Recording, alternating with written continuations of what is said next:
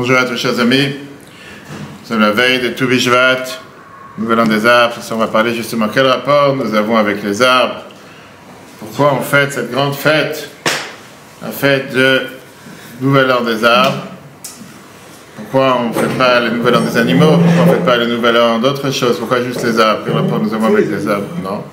Rosh Hashanah, les Bémat, c'est Rosh Chodesh Elul, non? Je suis d'accord? On ne fait pas de grandes fêtes, Rosh Chodesh Elul, etc. Non? Oui, bien sûr, il y a plus de Rosh Hashanah, mais on ne fait pas de ça un monde, comme on dit. On va voir ça si Dieu veut ce soir, si votre travail de 19h30, grande fête de Tu Bishvat. Et c'est lundi soir, on a eu un merveilleux cours qui nous a expliqué est-ce que Dieu écoute les prières des non-croyants? Est-ce que Dieu écoute les prières de ceux qui sont athées? Est-ce que Dieu écoute les prières de ceux qui n'y croient pas? Ça, on verra si Dieu veut. Ça, on a vu lundi soir, on peut revoir.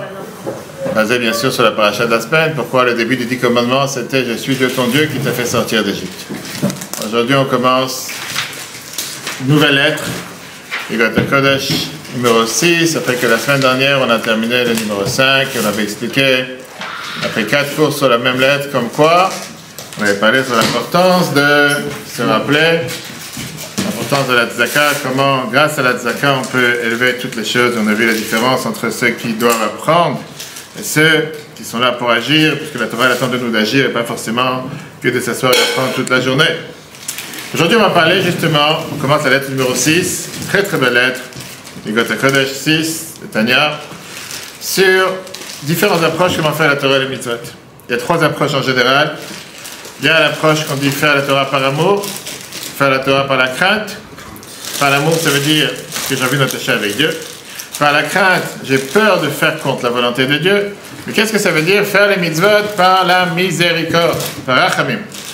On va voir qu'est-ce que ça veut dire. On va développer une nouvelle notion de qu'est-ce que ça veut dire la vertu de miséricorde et comprendre qu'est-ce qui se cache à travers la miséricorde. Comme beaucoup de lettres dans Igot Kodesh qu'on a vu plusieurs fois, tourne autour de l'importance de la tzaka.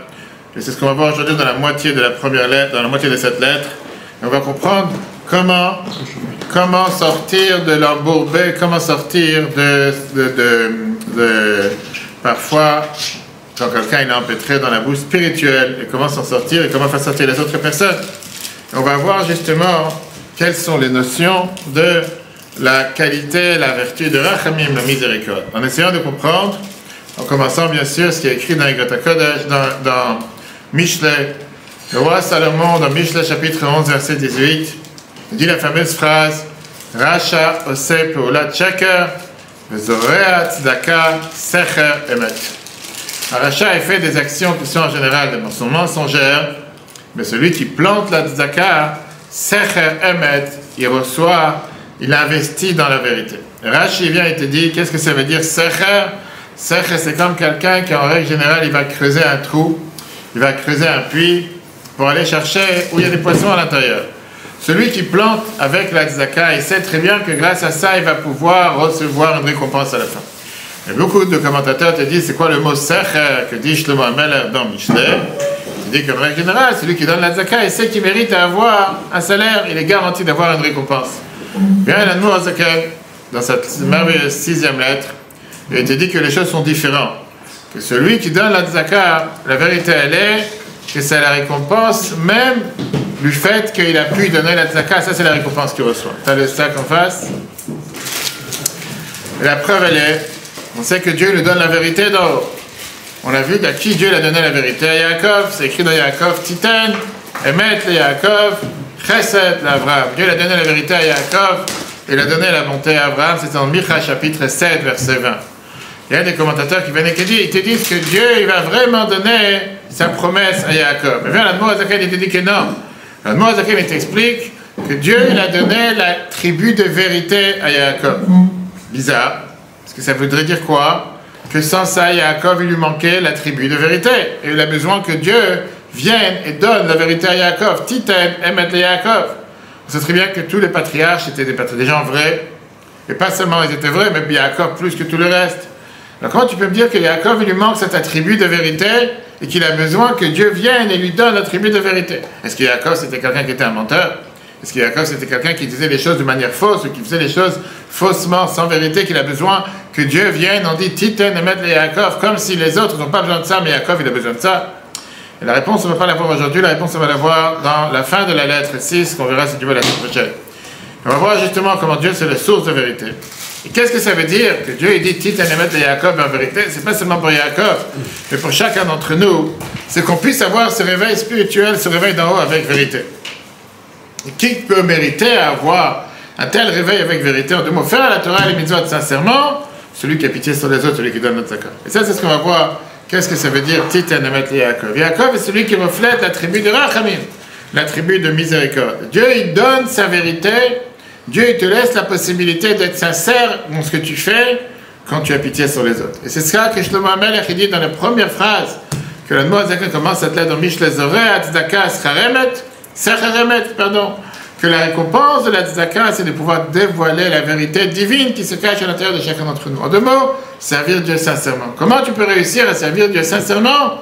Quand tu as pitié sur les autres, quand tu fais Tzedaka avec les autres. Quelqu'un qui fait Tzedaka avec les autres, il a réussi à découvrir la sincérité à l'intérieur de lui-même, comme on va tout de suite développer. Perek Vav, chapitre 6. Zoreh Tzedaka Secharemet, comme c'est écrit dans Mishle chapitre 11, Père Rosh Moazak, elle t'explique, Shesraz, Riat Tzedaka, que la récompense par le fait que tu fais la Tzedaka, hi midatamet. En faisant la Tzedaka, tu reçois l'attribut de vérité. Uktiv, comme c'est écrit dans le verset qu'on dit tous les jours dans la Tfila, Tit Anemet le Yaakov, Chesed Avraham, donne la vérité à Yaakov, le chiffre de Kutchabrichou et les louanges que Dieu donne, mais sa dernière vie met en place le prophète, comme c'est écrit dans les Zohar. Pérouche, qu'est-ce que ça veut dire cette phrase dans la vérité à Yaakov? Shakadosh Baruch Hu, que Dieu, Hu Anoten, Midat Emet Yaakov. Dieu est celui qui donne la vérité à Yaakov. C'est ça que la Noazak commande la question et comprend, à ça comprendre. Est-ce qu'il n'y a pas de vérité dans Yaakov, que Dieu nous en préserve? Il faut que Dieu vienne et attribue la qualité de vérité à Yaakov, comme si sans ça, Yaakov n'est pas capable d'être vrai. C'est quoi que Yaakov, ça fait sous-entendre que ce que Yaakov il fait, c'est faux, et qu'il a besoin que Dieu lui attribue la qualité de vérité. Quand il y a eu le fameux jugement des livres, que chaque année on amène le groupe à New York, pour Tevet, le jour où le Rabbi a eu la victoire sur ce fameux procès qui a duré plus de 2 ans, avec le vol qui s'est passé dans les librairies du Rabbi.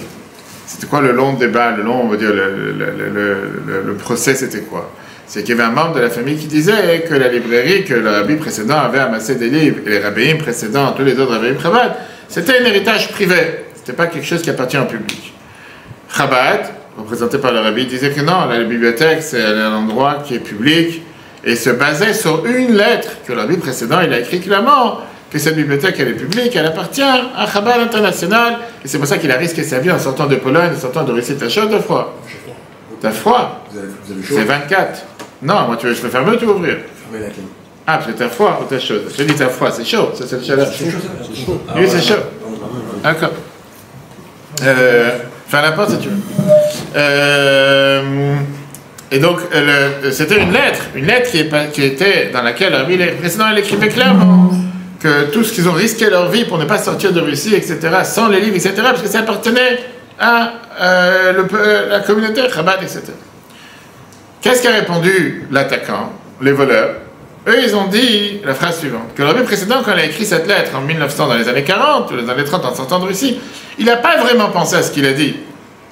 Il a écrit comme ça, mais c'est pas vraiment qu'il pensait à ce qu'il a dit. Pourquoi? Parce qu'il voulait donner plus de chance à faire pouvoir sortir les livres de Russie. Mais en réalité, il n'a pas pensé un instant à ce qu'il disait. En deux mots, c'était plutôt, il a une stratégie, mais il n'était pas vrai.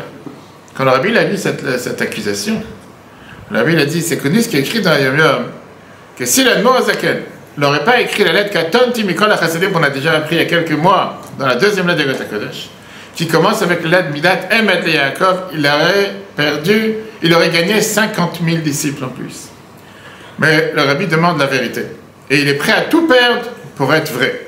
Et c'est vrai, c'est un trait de caractère, et c'est un attribut malheureusement que beaucoup de gens n'ont pas. Beaucoup de gens préfèrent pas avoir la vérité.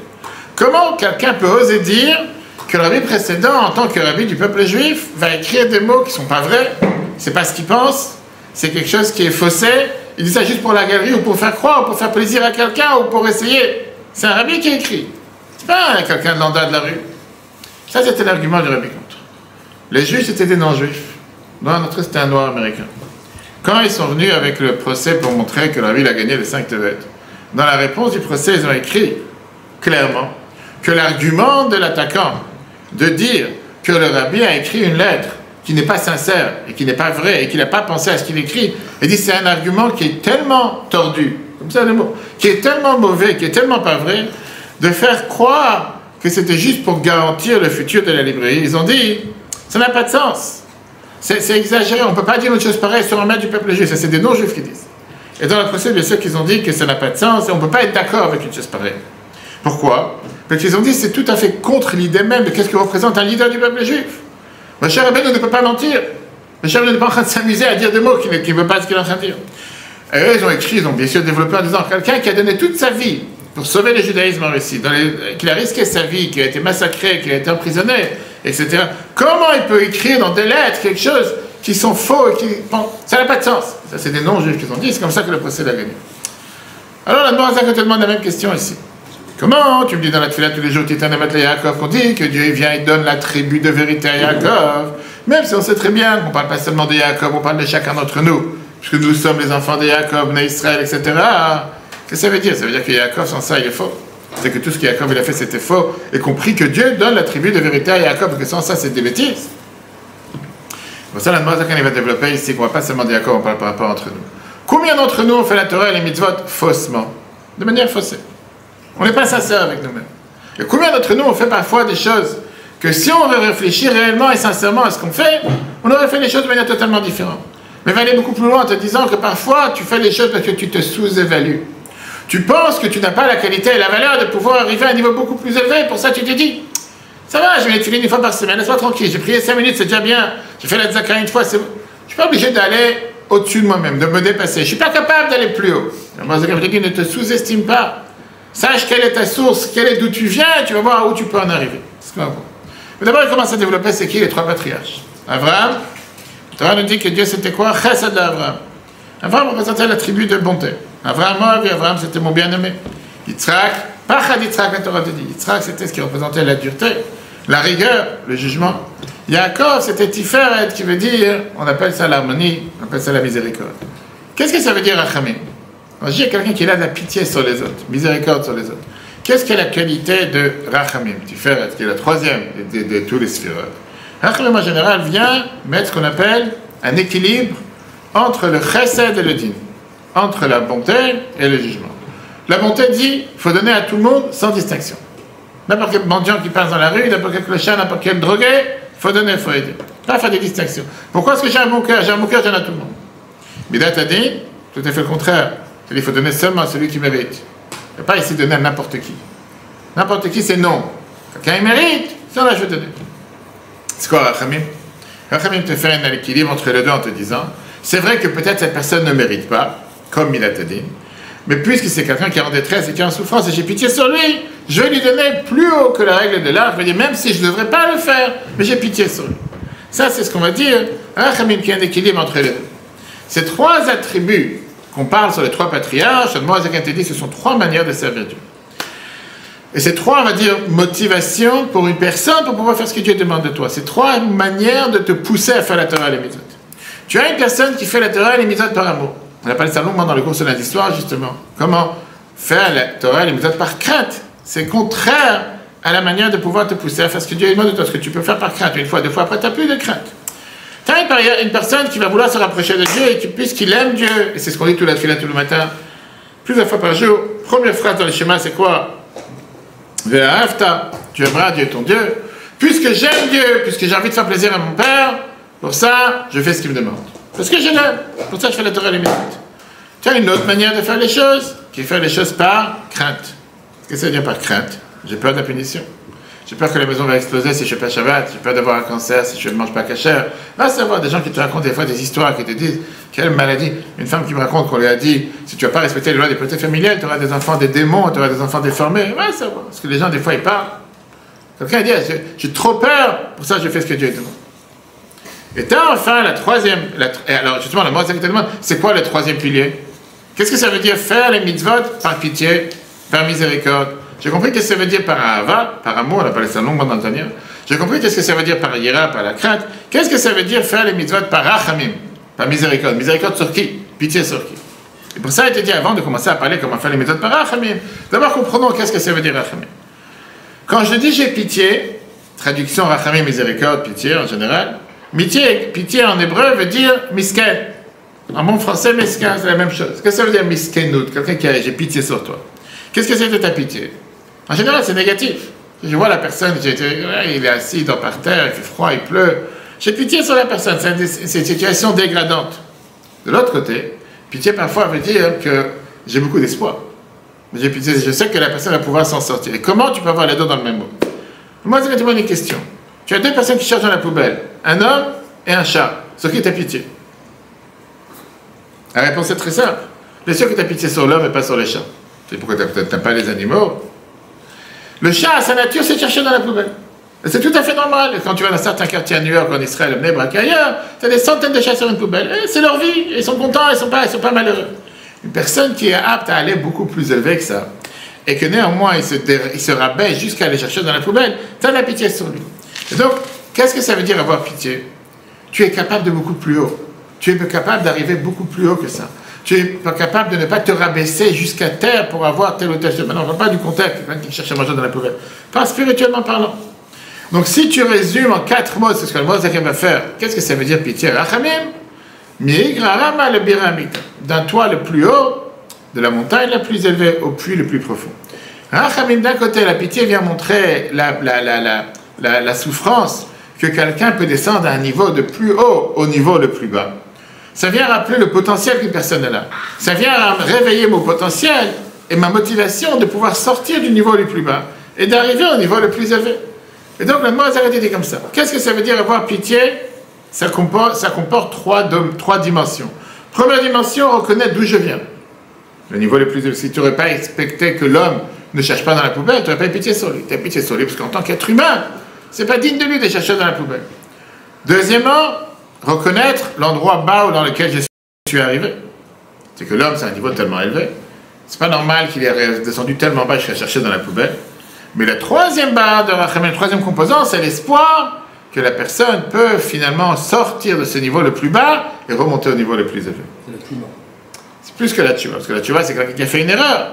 Viens à la Mozakim qui va t'expliquer que dans le service de Dieu, c'est quoi Rachamim? Reconnaître le niveau, comment la Neshama est descendue d'un niveau tellement élevé à un niveau tellement bas. Je suis descendu, un être humain n'a pas cherché dans la poubelle. Une fois que tu as reconnu, ça te crée une énorme souffrance. Pourquoi je suis niveau 1? Mais avec cette souffrance, je ne reste pas là. Je ne reste pas amer, je ne reste pas brisé. Je reconnais cette souffrance, mais je sais que j'ai la capacité de remonter encore élevé, de revenir à ma source, l'endroit où la Neshama est. Et ça, c'est le moteur qui me pousse à faire Torah et Mitzvot. Ça veut dire comment faire Torah et Mitzvot par la miséricorde. Premier pas, c'est pas forcément de reconnaître l'endroit mauvais, l'endroit bas dans lequel je suis arrivé. C'est au contraire. C'est de reconnaître d'où je viens. Oui, je suis arrivé à un endroit très bas, mais commence pas à t'attarder sur la situation bas dans laquelle tu es. Rappelle-toi d'où tu viens, rappelle-toi qui tu es. Qu'est-ce qu'on dit la première phrase tous les matins quand on commence les brachot? Elokai neshama shenata tami teorei. Qu'est-ce que ça veut dire teorei? Pourquoi on se rappelle ça tous les matins? La neshama que tu m'as donnée, elle est pure.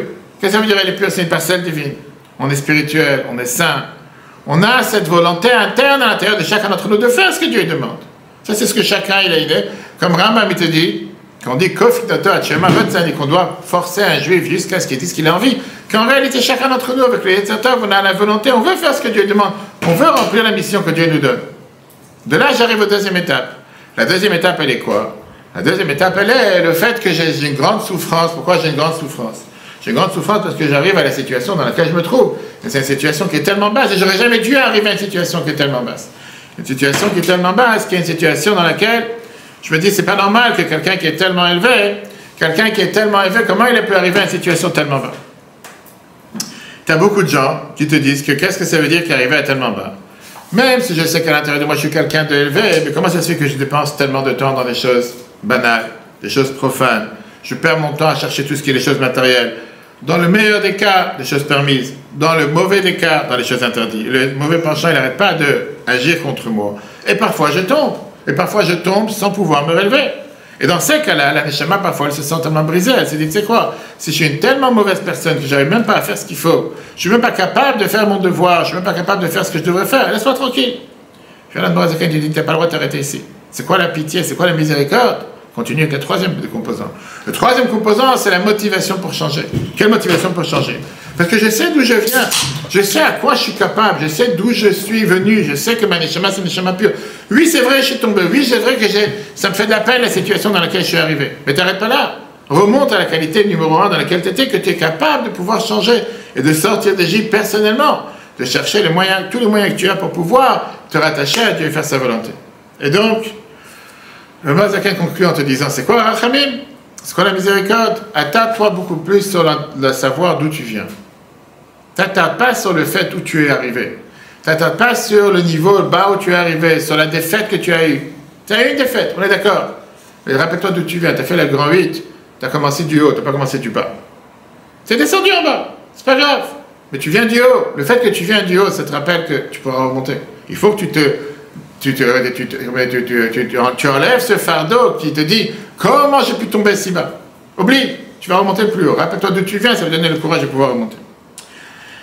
Maintenant, pourquoi la base te dit ça? C'est parce que être conscient de l'endroit bas où je suis arrivé, je suis conscient.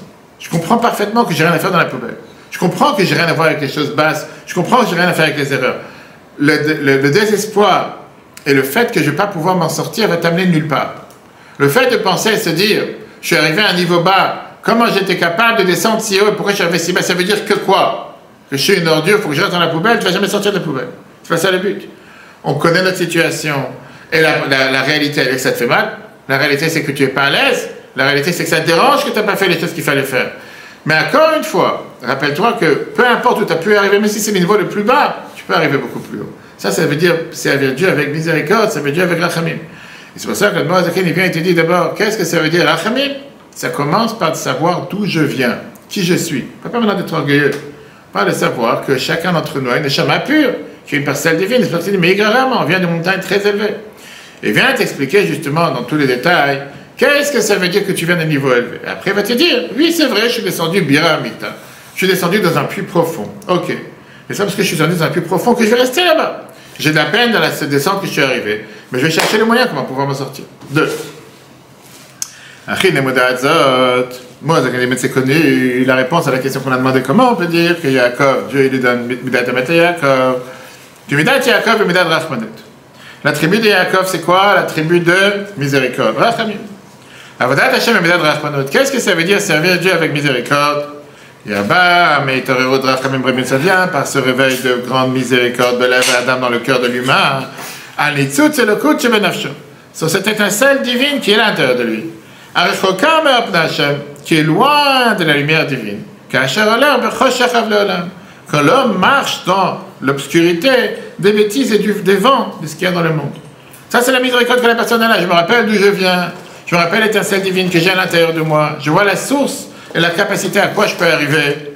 Et je sais malheureusement où je suis tombé. Comment je réveille une telle miséricorde? Ça vient, mais advuna ve'adat be'gdulat Hashem. C'est ça que je médite, je réfléchis, je comprends la grandeur de Dieu. Quoi? Comment? Même les mondes les plus élevés, le malade, qui étaient les mondes les plus élevés avec la lumière divine sans limite, comme on a vu dans le Mamad, et va-t-il gagner la semaine dernière pour les Jvat, que là, même tous ces mondes n'ont aucune valeur face à Dieu. Dieu est beaucoup plus élevé. École, Shifa, Vechayutam, toute leur abondance et toute leur vitalité du monde. Et Norak ne vient seulement, Mizif, Ve'ahara, de cette émanation, de cette lumière, de ce rayon. Mais Otacha d'une seule lettre, Mishmoed Bara du nom de Dieu. Que Mama, comme on a vu la semaine dernière, déjà, Beyud, Livra Alamabak, avec le Yud a été créé le monde d'en haut et le S le monde. Quand moi, ça te dit, écoute, t'es tombé. Je suis d'accord, mais rappelle-toi d'où tu viens. Et puis, si tu te rappelles d'où tu viens, rappelle-toi à quoi tu peux retourner. C'est comme quelqu'un qui fait, tu vas dans la route, tu mets, ouais, c'était trompé de chemin.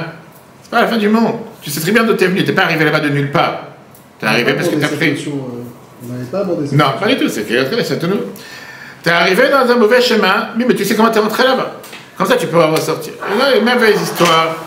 Il y avait une fois, alors, Nissanemanov, qui était le dirigeant de la Yeshiva en Russie, après il était en France. Il y avait des élèves de la Yeshiva qui sont venus une fois, qui étaient considérés des bons élèves, mais ils ont fait quelque chose qu'il ne fallait pas du tout faire. Ça arrive, des élèves qui ont fait quelque chose de très très mal, quelque chose qu'il ne fallait pas faire. Le responsable de la Yeshiva les appelle, et ils étaient sûrs que maintenant qu'ils les a appelés au bureau, va tomber dessus. Comment vous avez fait, comment vous avez pas honte, avec une kippa, avec une barbe, vous êtes parti dans un endroit où il fallait les punir, il fallait les renvoyer de la yeshiva. Il rentre dans le bureau, et là il commence à lui dire la phrase suivante. Il dit, vous savez qui est le fondateur de la yeshiva Tamkhet Memim? Qui a fondé cette yeshiva? C'est le Rabbi Rachab, le 5e Rabbi de Chabad. Et le Rabbi Rachab a demandé à chacun d'entre nous comment servir Dieu, comment prier, avec des chansons, avec des larmes. Ça, c'était tous ces discours chassidiques, comment se donner dans le service de Dieu. Après, il a continué à parler. Qui était son successeur? Le Rabbi précédent, qui a fondé les yeshivot en Russie, les réseaux souterrains, des gens qui ont risqué leur vie pour pouvoir apprendre la Torah et les mitzvot. Après, il est arrivé à la fonder aussi en Amérique, avec son âme particulière, son don de soi particulier, et tous ces niveaux de cas, c'était le but de créer cette yeshiva dans laquelle on a niglé chassidut, la Torah orale, la Torah écrite, la Torah dévoilée, la Torah cachée ensemble, et le grand mérite que chacun a d'être appelé un tamid, d'être appelé un élève de la yeshiva qui a été choisi du ciel pour apprendre à cette yeshiva. Et continue à écrire, à décrire toutes les qualités de qu'est-ce que ça veut dire apprendre dans une telle institution. Et après, il termine et dit, et dans une telle yeshiva se passe une telle situation, et il s'éclate en pleurant. Le directeur, pas les élèves. Il s'est dit, comment dans un tel endroit, que c'est tellement bien, il y a la lumière qui jaillit de tous les coins, peut se passer quelque chose de si mal que ça? Il n'a pas réprimandé aucun mot. Il ne les a pas punis, il ne les a pas renvoyés. Il a essayé de leur montrer d'où vous venez. C'est quoi le niveau le plus élevé? Je veux dire, d'où vous êtes descendu? Et ça pleure et ça descend à lui, ça a fait son effet, et ça a fait qu'ils ont réparé leur action.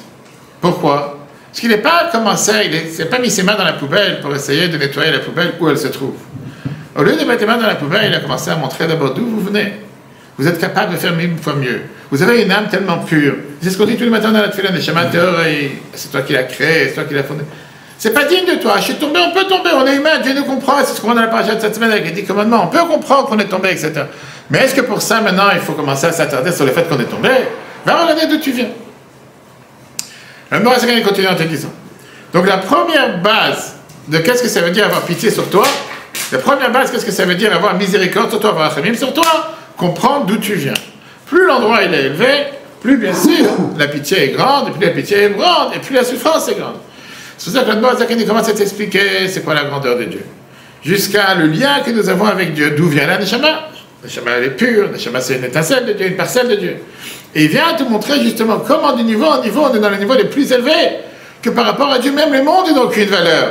Si même les mondes n'ont aucune valeur parce qu'ils ont été créés avec une émanation d'une lettre de Dieu, à plus forte raison des Neshama qui est une parcelle divine. Dans tout celui qui est dans la Kabbalah et la Chassidut. On a vu plusieurs fois, c'est quoi le monde des Sphirot? On a vu qu'on a 10 Sphirot qui éclairent dans les chaque monde. Le monde de l'Atsilut, l'émanation, brille à la création et attire à la formation et assis à la pratique, le monde de l'action.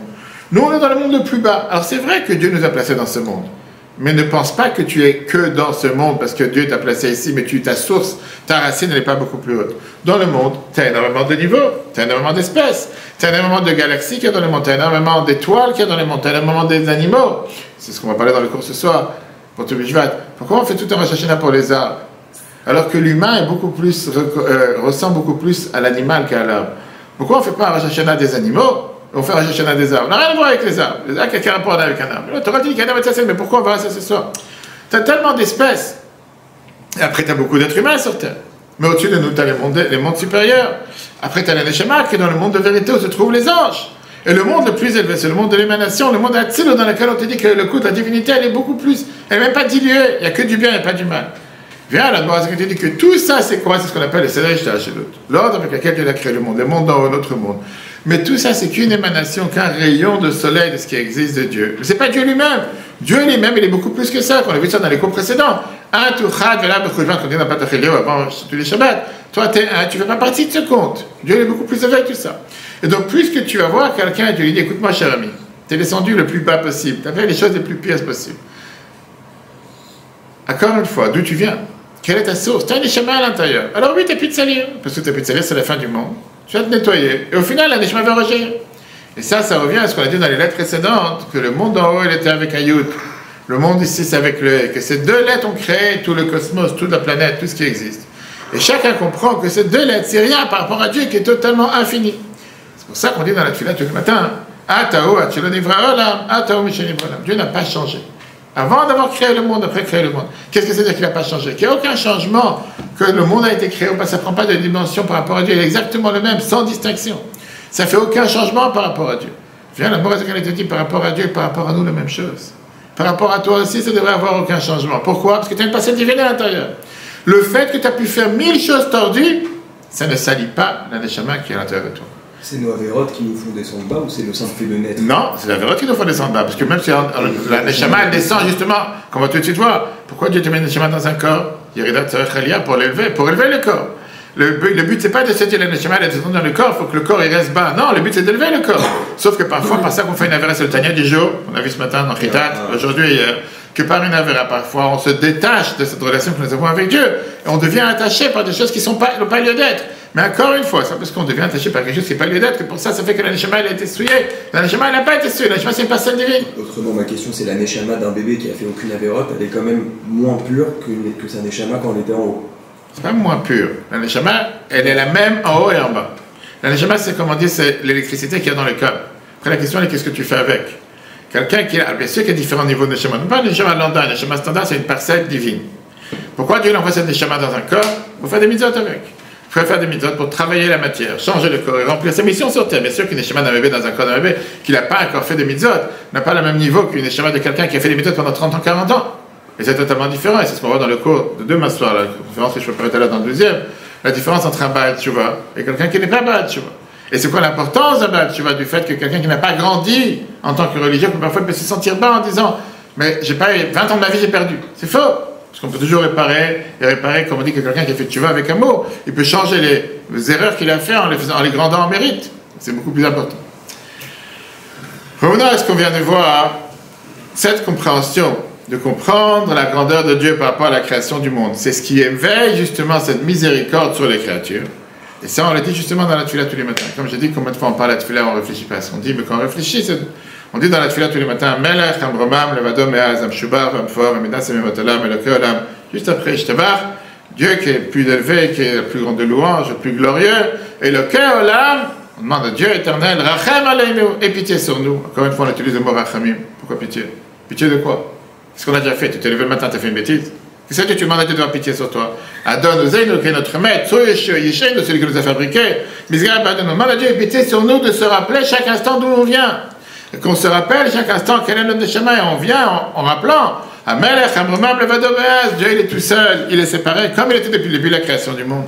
Amshubar, Amfoar, Amidas, Amimotalam. Même si les temps changent et le monde a changé, Dieu il a élevé tout ça. Les changements du temps n'ont fait aucune différence sur Dieu. Et donc tous les matins en se réveillant, on demande à Dieu, aie pitié sur nous. Rappelle-nous à chaque fois, qu'est-ce que ça veut dire avoir pitié?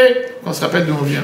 Qu'on n'oublie pas un instant de où on vient et à où on peut aspirer à pouvoir arriver. Maintenant qu'on a compris, comme toute notre créature, elle est totalement rien par rapport à Dieu lui-même, et que Dieu est tellement plus avec tout ça, rappelons-nous que la neshama c'est exactement la même chose. La neshama c'est une parcelle divine, c'est l'étincelle divine, et comme on l'a vu dans le chapitre 2 de Tanya, qu'on peut voir sur Torah.fr, et donc la neshama est exactement la même chose sans distinction. C'est l'endroit le plus élevé où la neshama peut arriver. Quand tu te rappelles de cette chose-là, tu demandes à Dieu tous les matins, il a que l'âme, et pitié sur nous de quoi? Pas pitié sur nous que nous ne soyons pas en train de manger dans la poubelle. Et pitié sur nous de se rappeler d'où on vient pour toujours aspirer à faire le meilleur. Comme on va voir justement tout de suite, juste après avec Yosef.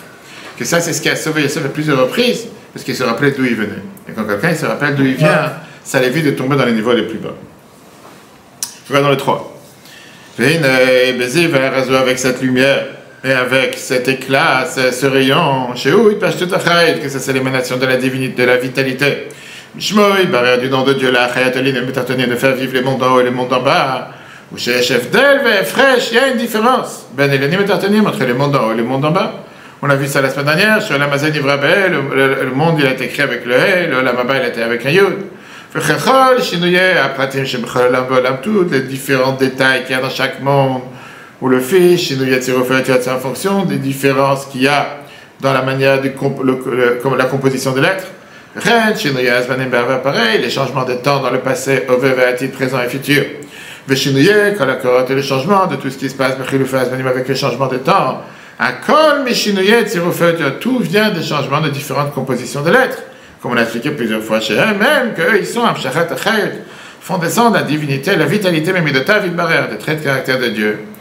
Midbarer, chez vous, que son nom soit béni, comme on l'a vu dans les côtés Amarim, dans le premier paragraphe Yetania, Chelek Bet, Shara Yichud, le chapitre 11. Mais tout ça, ce sont des émanations de Dieu. Quand tu parles de Dieu lui-même, quand tu parles de Dieu lui-même, c'est écrit Ani Hashem la Shaniti. Moi, je n'ai pas changé. Ben Prinat, soit quand tu parles du changement de cette émanation des mondes les plus hauts, à Mata jusqu'au monde le plus bas. Comme Dieu, il se trouve dans les mondes d'en haut. Il est exactement la même chose dans les mondes d'en bas. Donc moi, je vais écouter Marie, on sait ce que dans Tania, chapitre 1, chapitre 51. Ou ben Prinat Shinuyazman. Même quand tu parles dans les changements de temps, de la même manière que Dieu était tout seul, Yachid Muyuchad unique, Lifnei, avant les 6 jours de la création, la même chose, il est maintenant après la création du monde. Parce que toute la création qui est Aïn, V'Efes Pamash, est totalement néant et rien, par rapport à l'essence de Dieu. Comme une seule lettre de la parole de l'homme, même de sa pensée, par rapport à la globalité de l'âme, du cercle, le cerveau, et sa puissance. Par exemple, pour te faire comprendre de quoi on parle. Une lettre ne vient pas représenter tout ton cerveau. La même chose, tout le monde et tout ce qui se passe dans ce monde ne vient pas représenter en rien de qu'est-ce que Dieu est réellement. Ou Bémet, et c'est justement ce qui est écrit, c'est écrit que rien ne peut se valoriser par rapport à Dieu. Comme on l'a déjà expliqué dans l'écoute Amar, chapitre 9, un chambre regarde là-bas. Et ça, c'est ce qu'on dit tous les matins dans la tefila. Dieu qui est élevé, qui est tout seul depuis le début des temps. Qu'est-ce que ça veut dire qu'il est tout seul? Pirouche. De la même manière qu'avant la création, Ayahu Levado, il était tout seul. Aujourd'hui, après la création, il est tout seul. Qu'est-ce que ça veut dire qu'il s'élève des jours éternels de la planète, du temps, etc. Pirouche. Shuram de Nissa, le Malamana, il est tellement plus élevé, mais Prinazman, de tout ce qui est le temps. Anikra Beshem Yomatolam, qui est appelé les jours du monde. Pourquoi? Le fichier Chayut Kol Yomatolam, parce que la vitalité de tous les temps et de tout le monde, Ura Prinat Amelach, c'est seulement du niveau Amelach, qui est l'émanation du roi, de Dieu. Moi, je me vois comme on l'explique dans un autre endroit. En 2 mots, rappelle-toi de tout ça, et rappelle-toi d'où tu viens. Quand tu te rappelleras d'où tu viens, ça t'évitera de descendre, et une fois que tu es descendu, ça te donnera la force de pouvoir remonter plus haut. Le Sfatemet, Rabbi de Go, parmi ces chassidim, il est devenu rabbi quand il était très jeune. Parmi ces chassidim, il y avait des gens qui étaient très âgés. Et demandait la question, comment quelqu'un de tellement jeune peut devenir un rabbi sur des gens qui sont très âgés? Un des chassidim a donné l'exemple. Il y avait une fois quelqu'un qui voulait monter sur l'Everest, ou les Alpes, on va savoir. Et il a marché sur la montagne pendant plusieurs années pour arriver au niveau le plus élevé. À la fin, il a espéré, avec quelques dizaines d'années de marcher, il est arrivé, il voyait maintenant le bout de la montagne tout en haut de lui, il était tellement content. Un jour, il est arrivé, il est sur le sommet de la montagne. Il est tellement joyeux, il s'est dit, tellement d'années, j'ai grimpé. Arrivé au sommet, voilà là-bas un petit enfant qui marche, c'est pas possible. Il dit, comment tu as fait pour réussir ici? Moi, j'ai mis des années pour arriver, des années pour grimper, des années pour monter, comment tu es arrivé là-bas? Et à la fin, il a répondu, moi, je suis né ici. Je suis né sur le sud de la montagne. Et l'exemple que les chassidim nous ont donné, c'est qu'il y a des gens qui ça leur prend des années pour monter tous les niveaux, étape par étape. Mais il y a des gens qui sont nés déjà au niveau le plus élevé. Ça, c'était la différence avec eux. Ce qu'on vient de voir. La demoiselle qui te dit, c'est chacun d'entre nous. Pense pas que tu dois grimper de tellement loin que tu viens du parterre, tu viens de l'abîme pour pouvoir monter tellement haut. Ça te prend des années de travail, des années-lumière, tu vas jamais réussir. Non! Tu es né haut! Tu as une parcelle divine à l'intérieur de toi. Puisque tu as cette parcelle divine à l'intérieur de toi, tu es capable de remonter haut. Ah, tu es tombé, pas grave, tu es tombé, tu vas remonter. Et la demande de quelqu'un continue en te disant, ça c'est l'histoire de Yosef. Et encore une fois, on est chacun des Yosef, pas seulement qu'on s'appelle Yosef. Le peuple juif représente Yosef, Tehillim 80. Quel est de Yosef? Yosef, on l'a parlé plusieurs fois dans la Vissa de Chumash Bereshit. 17 ans, situation difficile. Ses frères l'ont trahi. Il n'avait aucun mérite, il n'avait aucun espoir. Il était pire qu'un otage chez le Hamas. Tout d'un coup, le sauveteur qui est venu sauver Yosef, c'était qui? Sa maîtresse. La maîtresse de son patron, la femme de Potiphar. C'est une des épreuves les plus difficiles qui peut exister. Il n'y avait pas de caméra cachée, personne n'aurait été au courant, il aurait pu avoir des rapports avec elle 10 fois par jour, personne ne savait ce qui allait se passer. Et personne ne pensait à aucun instant qu'un enfant de 17 ans, tout seul, sans famille, sans personne, allait être capable de surmonter une telle épreuve. Comme c'est écrit dans Midrash Rabbah, chapitre 87. Comment il a monté l'épreuve? Comment il a surmonté l'épreuve? Viens, le Chachamim te dit dans la Gemara Sota, page 36, il a vu le visage de son père qui lui est apparu. Yaakov, qu'est-ce qu'il lui a dit? Il a dit, puisque toutes les tribus vont aller être écrites sur les pectorats, sur les pierres précieuses qu'il y a sur le pectorat sur le tablier du grand prêtre, le éphod, et toi aussi tu seras parmi eux, est-ce que tu veux que ton nom soit effacé? Et d'un coup il a dit, je n'ai pas de rapport avec elle, il s'est enfui. Viens là, te demande, quel rapport? Quel rapport? Un jeune de 17 ans en Égypte, personne ne le connaît, personne n'est au courant qu'il est en vie. Qu'est-ce qu'il y a? Parce que son père il est apparu. Il a une vision. Il y a beaucoup de gens, ils ont des visions sur terre. Pourquoi ça a changé? Et une des explications est la suivante. Yosef ressemblait à son père. Yosef, il se regardait dans la glace, et tout d'un coup, quand il se regardait dans la glace, il a vu la figure de son père. Il a senti la sainteté de Yaakov à travers lui, il a senti, je ne suis pas capable de descendre à un niveau si bas. Ça lui a donné la force de pouvoir surmonter l'épreuve. À partir du moment qu'il s'est rappelé d'où il vient, il s'est rappelé la source élevée où il est, il s'est dit, je ne suis pas capable de descendre beaucoup plus bas. Parce que je sais d'où je viens. D'où c'est allusionné? C'est dans la Torah, dans le mot Vaimen. La Torah te dit que Yosef a refusé d'avoir des rapports avec sa maîtresse. Vaimen, il a refusé. C'est un mot bizarre. Deux raisons. D'abord, le Ta'am, dans les Ta'amim qu'on dit dans la Torah, c'est un Ta'am qui a trois bas. Il n'y en a que 4 fois dans la Torah, cette chanson. Ça vient rappeler la forme d'une chaîne. Yosef, il s'est rappelé le lien, la généalogie qu'il a dans la chaîne familiale. Et Yaakov, Yitzhak, Abraham, il ne peut pas couper la chaîne. Il a compris qu'il n'est pas tout seul. Ce n'est pas un simple enfant juif qui est abandonné en Égypte chez sa maîtresse. Mais il fait partie de cette généalogie qui est tellement importante, qu'il a affaire avec des niveaux tellement élevés. Automatiquement, Vaimen, il a refusé de tomber. Mais dans la Torah, elle te dit qu'il y a un autre Vaimen qui a été dit juste avant dans la Torah, et ça c'était par rapport à Yaakov. Yaakov, la Torah nous dit Vaimen et Nachem, Yaakov, il a refusé de se consoler quand on lui a dit que Yosef, il a été tué. Pourquoi? Il avait dit pas seulement se consoler matériellement, il n'a pas désespéré de Yosef.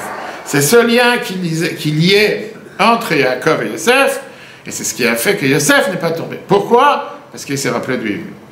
Comme il a dit à Zakel en te disant, maintenant qu'on a compris le niveau le plus élevé de l'Aneshama, elle vient. Maintenant, on va comprendre à niveau bas on est descendu. Et tout à l'heure, on descend de la montagne la plus élevée au niveau le plus bas. L'Aneshama, elle est théorie. L'Aneshama, elle est, qu'on appelle, elle est pure. Elle rentre dans un corps, et on dit ça tous les matins, c'est qui a mis l'Aneshama dans le corps? C'est Dieu. Pourquoi dans un corps? Le corps, il doit manger, il doit boire, il doit dormir. Le corps, il a des attirances au plaisir matériel, il a des attirances au matériel tout court. Et ça, c'est des choses qui sont totalement distinctes de ce que l'Aneshama cherche à l'origine. Mais non, ça, c'est valable soit pour les choses permises. Qui sont quand même si c'est permis, c'est des choses grossières, des choses matérielles. À plus forte raison, quand tu parles des choses interdites, qui sont contre la volonté de Dieu. L'âme animale tire l'humain vers le bas, contrairement à l'étincelle divine qui tire l'humain vers le haut. Et donc, ça crée ce conflit qui est entre les deux. Et tu te rappelles ça tous les matins. Pas seulement ça, l'âme animale essaie de tout faire pour tirer l'Aneshama vers le bas. Faire descendre ce qu'on appelle la tête de Dieu, Shrinta Begalut, à la Shrina dans l'exil. Et avec ça, un humain peut parfois descendre et arriver à un niveau beaucoup plus bas qu'un animal.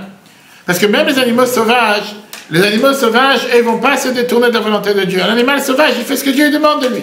Une vache qui te regarde avec des yeux bizarres et qui bave et qui mange de l'herbe toute la journée, elle n'a rien fait de mal. Elle fait ce que Dieu attend de toi. Toi, tu as la capacité de servir Dieu. Toi, tu as une parcelle divine. Toi, tu peux arriver à un niveau tellement élevé, tu descends très très bas. Et c'est ce qu'on revient, il revient à ce qu'on a dit dans la tefila tout le matin. Et le Kaolam Rachem Aleinu. Qu'est-ce que ça veut dire, et pitié sur nous? Et pitié sur nous qu'on ne descend pas à un niveau tellement bas. Qu'on soit capable de se rappeler d'où on vient et qu'on ne va pas se laisser avoir par le mauvais penchant qui est à l'intérieur de nous. Et ça nous donne parfois justement cette grande souffrance sur la compréhension de où on peut descendre, où on est arrivé. Shulchan Aruch Yerodea te dit que c'est la raison, par exemple, pourquoi on fait la circoncision d'un enfant à 8 jours. Pourquoi pas 7 jours? Shulchan Aruch Yerodea te dit que la raison, elle est parce que l'enfant, il est en deuil, les premiers 7 jours de deuil, sur la Torah qu'il a oublié quand il a pris dans le ventre de sa mère. Une fois qu'il s'est levé des Shiva, une fois qu'il s'est levé des 7 jours de deuil, c'est Shulchan Aruch, Drisha Yerodea, Siman 264. Aussi qu'il n'était pas tour des mitzvot. Non, alors, bien sûr qu'il n'était pas tour, mais comme il était dans le ventre, il était à un niveau tellement élevé. Et maintenant, il est tombé à un niveau tellement bas. Pour ça, on attend qu'il se lève de la tribu. Et c'est on dit que chez les Ashkenaz, on a l'habitude de faire le Shalom Zacha. C'est quoi Shalom Zacha? Le vendredi soir, avant la Brit Mila, on a l'habitude de se réunir, faire le Chem, qu'on vient consoler l'enfant sur la période de deuil dans laquelle il est. C'est pour ça qu'on mange. Ils ont l'habitude de manger des pois chiches, ou bien des choses rondes, comme les plats de deuil, pour consoler cet enfant le malheureux. Il est en deuil qu'il a oublié. D'accord? Oublié le niveau le plus bas. Maintenant, qui arrive des fois, malheureusement, la base, quand tu dis le plus grand problème, c'est quoi? C'est que des fois, tu ne ressens pas le niveau bas où tu es arrivé. Des fois, tu peux arriver à un niveau bas, tout va bien. On appelle ça plusieurs fois, on appelle la semaine dernière, quand l'arbitre précédent, il est arrivé en prison. Et quand il est arrivé dans la cellule, et qu'est-ce qu'il a, il est rentré dans la cellule, c'est pas parce qu'il vendait de la drogue, parce que malheureusement, il a été mis parce qu'il propageait le judaïsme. Quand il est rentré là-bas, il a vu qu'il fait noir, il dit, qu'est-ce qui fait sombre ici? Et les détenus lui ont dit, attends, reste avec nous quelques jours, tu vas commencer à voir la lumière. Là, il y a une fissure, là, un trou. Et qu'est-ce qu'il a dit, la fameuse phrase? Ça, c'est le plus grand problème. Tout le temps que tu considères la prison ou le noir en tant que noir, l'obscurité en tant qu'obscurité, tu as un moyen de pouvoir t'en sortir. Quand tu considères l'obscurité en lumière, tu ne vas jamais t'en sortir. Quand tu ne comprends pas le niveau bas dans lequel tu es arrivé, c'est le problème de certaines personnes. Certaines personnes ne comprennent pas le niveau bas dans lequel ils sont descendus. Ils n'ont aucune volonté, aucun sentiment de vouloir s'en sortir. Dans le cours d'une histoire qu'on a parlé, est-ce que Dieu il écoute les prières des gens non-croyants ou athées ou renégats? On a parlé justement que parfois quelqu'un il ne comprend pas qu'est-ce qu'il peut faire, comment il peut se rapprocher à Dieu par ça qu'il prie. Et pour lui, à la rigueur, il peut dire, tu sais quoi, Dieu n'est pas présent. Viens là, moi, quand tu dis cette souffrance, c'est pas là juste pour te faire du mal, pour t'auto-flageller, pour te dire, ah, tu sais, je suis tellement mauvais, je suis tellement bas. Non, ça doit te créer cette motivation à vouloir changer. À faire revenir la neshama à un niveau tellement élevé. Cette souffrance doit te donner la plus grande espoir qu'on n'a rien à faire dans les niveaux les plus bas et qu'on a la capacité de changer. Pourquoi? Parce que depuis le départ, nous sommes arrivés d'un niveau les plus élevés. Et quand tu comprends ça, tu es aidé, tu peux changer. 4. Et les autres. Et ça, c'est la raison. Ça, c'est la grande miséricorde, la grande pitié à la nitzot sur cette étincelle divine, la neshama shochen begouf, qui est dans le corps. Chashouv et un fait qui est totalement obscur. Mashka de Chavé, qu'on appelle ça la peau de serpent. Alou le kabel touma, qui peut parfois recevoir de l'impureté ou l'idgaël et se rendre impur. Dans tous les désirs, que Dieu nous en préserve. Loulé, sauf Shakadosh Baruch Hu Magenlo, que Dieu nous protège à cette étincelle de la neshama. Il nous donne le courage et la force, l'ilchom et magouf, de se battre contre le corps, et ses plaisirs, ou le natsran et le gagner. Et ça, c'est ce qu'on dit tous les matins dans la tfila. Donne-nous, rachem aleinu, etc. Magen yishonu, pitié sur nous, sauve-nous, etc. Il y avait une fois un chassid, merveilleuse histoire, qui s'est marié, fondé une famille à New York. Et malheureusement, avec le temps, en plein milieu de la vie, il a eu des affaires avec des commerçants non juifs et il s'est affaibli spirituellement. Mais il s'est affaibli spirituellement, je sais qu'il est tombé dans les choses les plus basses sur terre. Et c'était vraiment, on va dire, une descente à l'enfer qui était sans limite. Il a abandonné sa femme, il a abandonné sa maison, il est parti habiter ailleurs. Et il a commencé à avoir affaire avec tout ce qui sont des jeux et des choses qui sont tellement loin de ce qu'un être humain doit faire. Ne parlons pas d'un juif, ne parlons pas d'un chassid. Sa femme et sa famille étaient totalement brisées. Ses amis, ses proches, les rabbinines, tout le monde a essayé de lui parler, personne ne pouvait rien faire. Le seul espoir qu'on avait, c'est qu'il avait un ami qui habitait en Israël, qui était prêt de venir le voir à New York pour parler avec lui. Il dit, tu sais quoi, remonte dans le chemin de la Torah. Tu sais qui tu étais, tu as appris dans les écoles juives, tu as fait une partie de ta vie tellement dans le bon chemin, pourquoi totalement dégringoler, faire les choses tellement mauvais, etc. Son ami il est venu d'Israël, a parlé avec lui, ils ont parlé toute la nuit, il a essayé de le convaincre, l'autre il était totalement fermé. Il a dit qu'après tout ce qu'il a fait comme mal, il n'y a pas de chemin de retour. Il a dit, on a vu ça avec Eliezer Ben Avouya, etc. Laisse tomber, il n'y a rien. Son ami qui vient d'Israël, il une demande. Nous sommes des chassidim, nous sommes des disciples du Rabbi. On a l'habitude qu'on a un problème, on écrit au Rabbi. Écris au Rabbi. Écris au Rabbi ton histoire. Raconte-lui. Voilà, jusqu'à 30 ans, 35 ans, j'ai fait telle et telle chose. Après, j'ai tout laissé tomber. Voilà ce que j'ai fait comme bêtise. Demande un conseil. L'autre, il a dit, tu sais quoi, moi j'ai peur que si j'écris ça, ça va passer par les secrétaires. Et les secrétaires, ils vont voir que moi j'ai écrit ça, des fois, et tout le monde va être au courant de mon histoire. J'ai pas envie que les gens soient au courant de tout le mal que j'ai. Je suis prêt à écrire au Rabbi tout ce que j'ai fait pour que le Rabbi me sauve. Mais son ami, il a dit quoi, moi je m'engage de donner ta lettre aux mains propres du Rabbi. N'est-ce pas le secrétaire? Et on pouvait rencontrer le Rabbi dans la rue, quand il va en voiture, on peut s'arranger. T'inquiète. L'autre, il a commencé à écrire toute une lettre en expliquant tous les fautes et tous les péchés qu'il a, toutes les plus grosses bêtises qu'il a pu faire dans sa vie, les derniers, je sais pas, 2 ans, 3 ans, 5 ans, peu importe le temps qu'il a fait. Son ami, il a pris la lettre comme il a promis, il a dit, je vais aller la donner dans la maison du Rabbi. Ça, c'est pas la secrétaire. La maison du Rabbi, on va prier à chaque fois avec les groupes qu'on amène. Il s'est pointé là-bas le matin. Il a dit, j'attends que la première lumière s'ouvre dans la maison. On va chercher le premier étage, j'attends sur le Rabbi qui descendait. Il a vu la lumière, il a tapé à la porte. C'est pas gêné. Il a tapé à la porte, il a donné la lettre dans la main du Rabbi. Avant même que le Rabbi arrive à Shacharit à l'heure 10h, quelques heures plus tard, le Rabbi donne la réponse. Et le Rabbi répond sur sa lettre et le sens de la réponse, moi je ne sais pas les mots exacts. Le Rabbi dit, toi-même tu reconnais que c'est une histoire de quelques semaines, de quelques temps, et que pendant des dizaines d'années tu n'avais rien à voir avec tout ça. Et donc pourquoi tu ne penses pas que tu peux t'en sortir et revenir à ce que tu as fait pendant des dizaines d'années dans ta vie? Cette période noire, c'est une période de quelques années, quelques semaines, quelques mois. Mais la grande majorité de ta vie, tu étais de l'autre côté, tu étais du bon côté. Pourquoi tu te sens tellement mal en te disant, je ne suis pas capable de sortir parce que je suis descendu tellement bas, je suis fini. Ça, c'était la réponse de Rabbi. Rien d'autre. Ni fait un tikkun, rien. Tout ce qu'on vient de voir dans le cours est résumé dans cette histoire. Ces mots ont fait tout le changement. Pourquoi? Que jusqu'à maintenant, cette personne s'est imaginée et s'est dit, tu sais quoi, je suis arrivé à un niveau tellement bas, je suis arrivé à une étape tellement noire, je ne pouvais pas m'en sortir. Je ne pouvais pas m'en sortir. Ça, c'est mon endroit. Et l'arbitre qui est venu, il lui disait que quand tu es dans un désespoir, par contre, tu ne vas pas pouvoir t'en sortir. C'est là que tu ne vas pas t'en sortir. L'arbitre lui a changé sa manière de voir en lui disant, oui, tu es tombé. Mais le fait que tu es tombé, ce n'était pas toute ta vie. C'était la dernière partie, les dernières semaines, mois, etc. Ça ne vient pas montrer qui tu es réellement. Ça ne vient pas montrer quelle est ton essence, quelle est ton identité. Quand tu regardes les choses de cette manière-là, tu as une lumière au bout du tunnel. Grâce à ça, il a eu l'espoir, il est revenu à lui-même, il est revenu à sa famille, il a abandonné toutes les mauvaises choses. Et aujourd'hui, personne ne peut le reconnaître. Et on connaît cette histoire, je sais, celui qui l'a raconté s'appelle Zushevov, c'est un ami à moi qui habite à Kfar qui a entendu l'histoire de la personne avec qui il a eu le contact. Ce cours, c'est un cours qui donne une leçon dans la vie. Parce que quand quelqu'un il tombe et il cherche la poubelle, c'est le petit problème. Comme je disais tout à l'heure. Chercher dans la poubelle, c'est pas la fin du monde. Tomber dans les niveaux les plus bas, ça peut arriver à tous. Le problème, c'est quand tu penses que ça c'est ton endroit naturel. Quand tu penses que tu n'as pas besoin de t'en sortir et que même si tu as envie de t'en sortir, tu es désespéré. Spirituellement parlant, c'est la même chose. Quelqu'un qui descend dans les niveaux les plus bas, qui descend d'une grande montagne, c'est un problème. Mais ce n'est pas le plus grave. Le mot a bien été dit. Si tu t'identifies avec le niveau le plus bas, si tu penses que ça c'est ta situation normale, si tu penses que ça sera bien là-bas pour toi, que de toute façon il n'y a pas d'autre situation, il n'y a pas d'autre moyen de s'en sortir, tu n'auras jamais la possibilité de t'en sortir.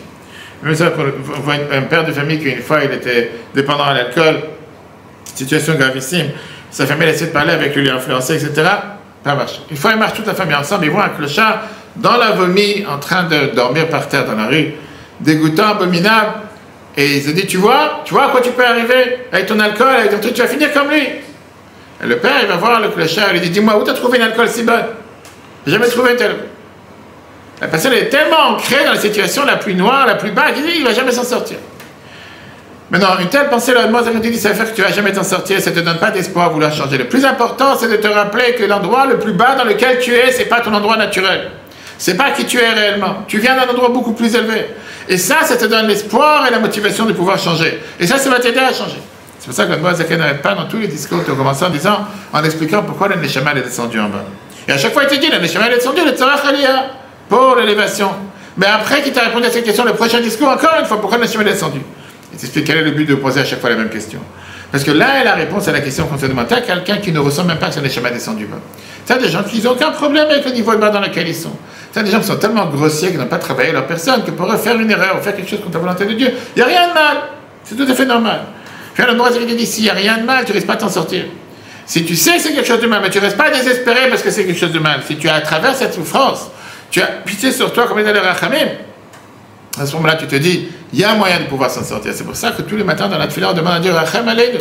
Qu'est-ce que ça veut dire pitié sur nous? Pas parce qu'on est des gens misérables, parce qu'on est des gens malheureux, et pitié sur nous, qu'on puisse toujours se rappeler d'où on vient, qu'on puisse toujours se rappeler quel est notre premier niveau. Il y a une fameuse chanson chassidique qu'on chante, la chanson elle va, Aneshama Yoredet Tor. Le Neshama qui va t'expliquer que la Neshama elle descend dans le corps. Mais la Neshama elle descend dans le corps, elle dit malheureux, c'est une descente qui est tellement basse. Mais je ne sais pas si ça valait la peine. 3 étapes dans la chanson, en 2 mots. D'abord comprendre que la Neshama elle est descendue. Elle se trouve dans le corps, pas pour rester à s'adapter au corps. Elle descend dans le corps, pourquoi? Pour surmonter, pour arriver à un niveau beaucoup plus élevé. La Neshama elle arrive à un niveau beaucoup plus élevé. Le fait qu'elle est dans le corps, c'est pour élever le corps. Et grâce à ça, elle peut remonter à sa source. Ça, c'était la première moitié de la lettre. La semaine prochaine, on verra la suite qui est, alors comment mériter à recevoir et avoir ce sentiment de vérité? Comment pouvoir servir Dieu avec sincérité? Comment rester avec cette idée et ne jamais tomber dans les niveaux les plus bas? Comment pouvoir servir Dieu avec... Parce qu'on a dit, il y a beaucoup de gens qui cherchent la vérité, peu de gens qui la trouvent. La semaine prochaine, on verra qu'est-ce que c'est la vérité. Qu'est-ce que ça veut dire la vérité et comment on la trouve? On verra que ça, on peut la trouver par ça qu'on a pitié sur nous-mêmes. Et quand on a pitié sur nous-mêmes, on peut monter très haut, grâce à la maison d'Adzaka, bien sûr. Magnifique cours, on replace si Dieu veut sur Torah.fr. J'appelle à tout le monde qu'aujourd'hui, tout Bishvat, ce soir, 19h30, on va travailler de magnifique cours, on verra pourquoi on fait le Rosh Hashanah des arbres et pas des animaux et pas des autres choses.